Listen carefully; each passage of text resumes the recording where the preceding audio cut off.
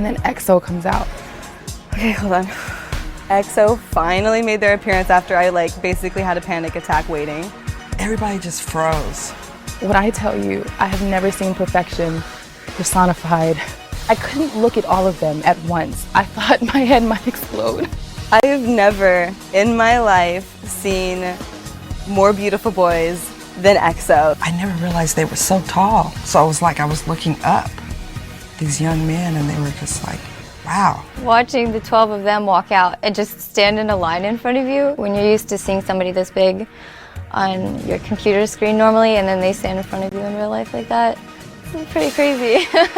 Tao walks out first, Kai walks out after that, and Chris. That's my first three, right in front of me. How do you expect me to react to that? They are exactly like they look on television. Then you see them and you realize they're actually real people, not just like pictures on your computer or your phone. It's overwhelming, and then we all start crying.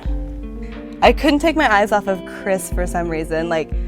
Tao is my bias in EXO, and yet I still could not take my eyes off of Chris. I didn't even look at anybody else. I just analyzed Chris's hair and his eyebrows and his eyes. I didn't even look at Kai. I feel so ashamed of myself. Who's your bias from EXO? It's Kai.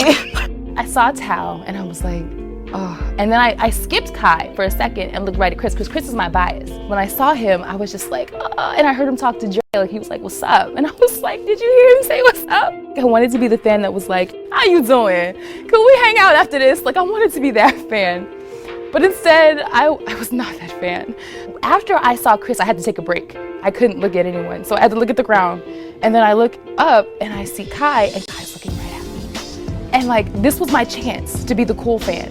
This was when I could be like, hey Kai, I might smile, sweetly or something. No, this is what I do. I didn't, no cool reaction at all. Nothing. All of my training and practice. And that's what I do. And then they left. And then I looked down and realized I wasn't recording. And then I cried. And I'm shaking again thinking about it, oh my gosh. My hands are shaking.